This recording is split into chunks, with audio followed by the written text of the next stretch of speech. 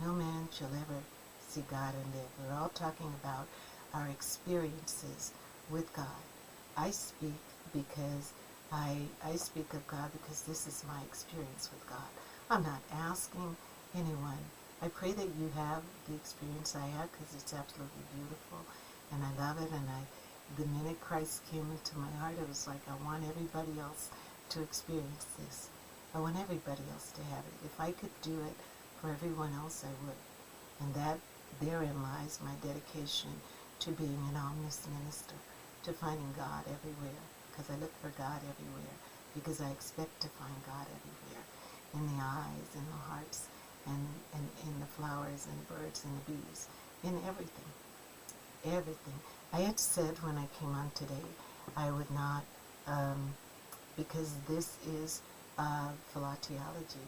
I am a minister. This is my life, and I have to be me, and this is me.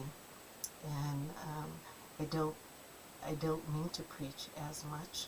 This is not my ministerial platform. This is my practice, my self-healing practice, and I shared that with everyone, which is why I was so sort of hurt when, and I allowed myself to be that way because I was vulnerable, because no more, okay, you close ranks and you go in and you bow and you pull in and you go to God. That's how I deal with sickness. When I get sick, I just ball up in a cradle, in a fetal position, and I just go to sleep and God heals me. I might sleep 3 days. When I had the Hong Kong flu, I went to bed and I did not wake up for 3 days. I woke up in a tent with all kinds of breathing apparatus around, and I just didn't wake up. And when I have been very ill in my life, and in those times, I'm a hypnotist, by the way. I could just zonk myself right to sleep, and I've used hypnosis as anesthesia with my doctor.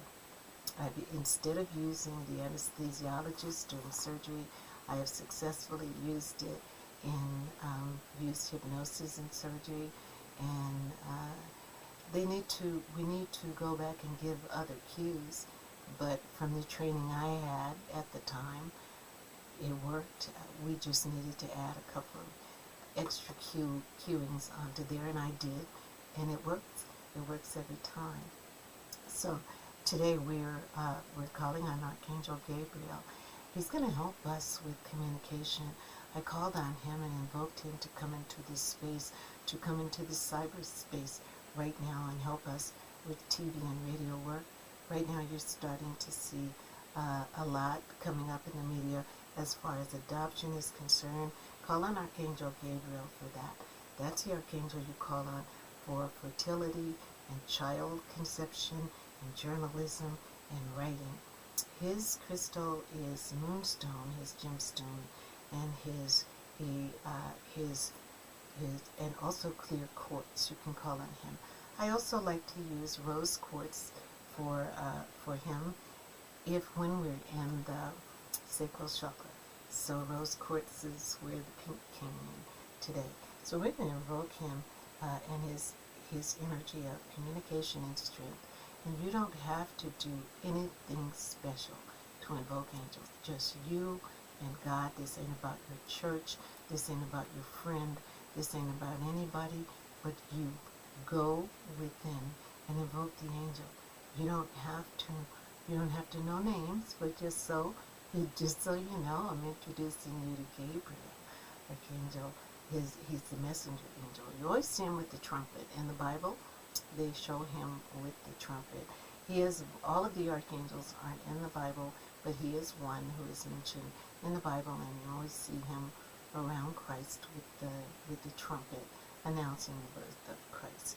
So we're going to ask him to bring us insight and awareness so that we can always speak our truths and help us to remove any doubts and fears and allow us to express ourselves in loving and loving and kind and compassionate ways in every domain of our life, whether it is physical or mental or spiritual or emotional